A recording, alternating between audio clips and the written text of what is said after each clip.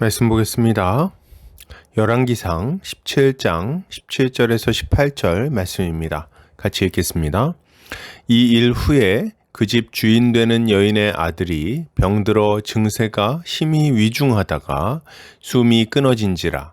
여인이 엘리야에게 이르되 하나님의 사람이여 당신이 나와 더불어 무슨 상관이 있기로 내 죄를 생각나게 하고 또 내 아들을 죽게 하려고 내게 오셨나이까. 아멘. 열왕기상 17장 17절에서 18절까지 죄를 생각나게 하시는 은혜라는 제목으로 말씀 보도록 하겠습니다. 신자는 날마다 죄를 회개함으로 회복의 은혜를 누리는 자입니다. 죄로 인해 고난을 만났을 때 고집 피우지 않고 회개의 자리로 나아가는 것입니다. 오늘 본문을 통해서 이에 대해 함께 살펴보도록 하겠습니다. 오늘 본문은 비극적인 소식으로 시작됩니다. 엘리야가 머무르는 집 주인의 아들이 병들어서 죽게 된 거죠. 이것은 참 이해할 수 없는 일입니다. 왜요? 이 집에는 하나님의 사자가 와 있었기 때문입니다. 다른 집에서는 사람이 죽어나가더라도 이 집에서는 죽어나가면 안 되는 거죠. 그런데 참으로 이해할 수 없게도 이 집 아들이 병에 걸렸을 뿐 아니라 그것이 더 위중해져서 죽음에 이르게 된 것입니다. 우리는 도대체 왜 이 집에서 이런 일이 일어났는지를 고민할 수밖에 없습니다. 하나님은 왜 이런 일을 허락하신 걸까요? 우리는 그 이유를 이 여인의 부르짖음을 통해서 엿볼 수가 있습니다. 이 여인이 뭐라고 부르짖습니까?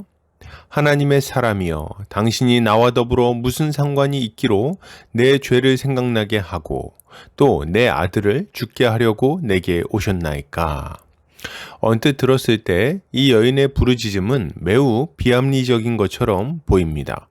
엘리야가 병을 옮긴 것도 아닌데 엘리야 탓을 하다니요. 그런데 이 여인의 부르짖음을 다시 한번 살펴보면 그 속에는 하나님의 계획이 묻어 있다는 것을 알 수가 있습니다. 그게 뭡니까? 이 사건이 이 여인으로 하여금 자신의 죄를 생각나게 했다는 부분입니다.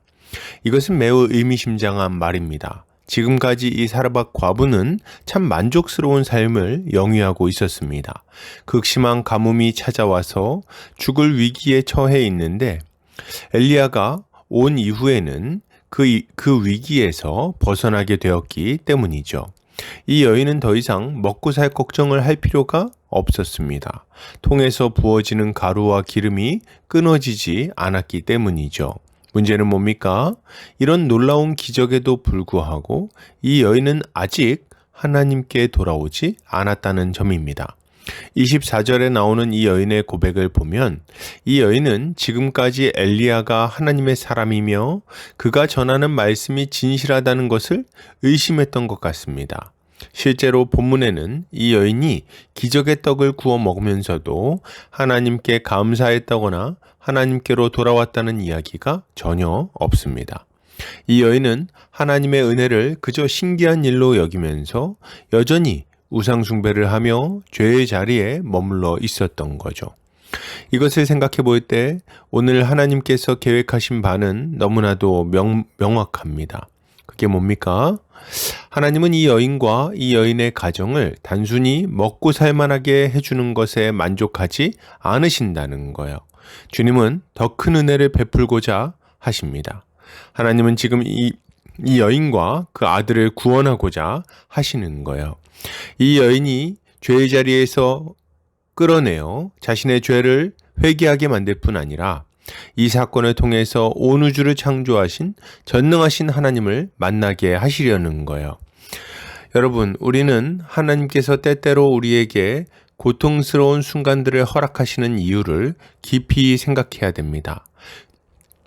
주님이 고난을 허락하시는 이유는 뭡니까? 가장 먼저 생각할 것은 믿음 없는 우리를 깨우쳐서 회개와 회복의 자리로 이끄시려는 것입니다. 우리는 얼마나 나태한 자들입니까? 또 얼마나 둔감한 자들인가요? 눈앞에서 하나님의 기적을 목격하고 맛보며 살면서도 감사할 줄 모르는 자들 아닙니까? 하나님의 은혜가 쏟아지고 있는데도 여전히 죄의 자리에 주저앉아서 하나님을 멀리하는 것이 우리입니다. 주님은 이런 우리를 고난의 채찍으로 깨우치셔서 주님을 바라보게 만드시는 거죠. 이것을 생각할 때 고난을 마주하는 우리가 가져야 할 모습이 무엇인지를 우리는 알 수가 있습니다. 우리는 고난을 마주할 때 하나님을 원망하며 믿음을 저버릴 것이 아니라 하나님 앞에서 우리의 죄악을 기억하고 겸비하는 마음을 가져야 하겠습니다. 하나님을 대적하는 자리에서 일어나서 회개의 자리로 나와야 하는 거예요. 이것은 일생에 한 번 이루어지는 회심만을 말하는 것이 아닙니다. 우리는 날마다의 죄에서도 돌이켜야 하는 거죠. 우리의 죄를 자복하고 그리스도께로 나와야 합니다. 그런 의미에서 우리는 날마다 그리스도의 십자가를 깊이 묵상해야 하겠습니다. 그리스도의 십자가야말로 우리의 죄를 떠올리게 하고 우리가 어떻게 하나님의 진노에서 벗어날 수 있는지를 알려주기 때문이에요.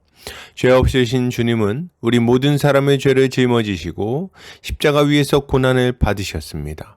그리스도의 고난은 우리 모든 사람을 대신한 것이기에 그를 믿는 모든 자들은 죄로 인한 하나님의 진노를 피할 수가 있습니다. 이것이 복음입니다. 그러니 무엇을 망설이십니까? 우리는 우리의 죄를 직시하고 하나님께 동의에 자복하며 그리스도의 십자가 아래로 나아와야 할 것입니다.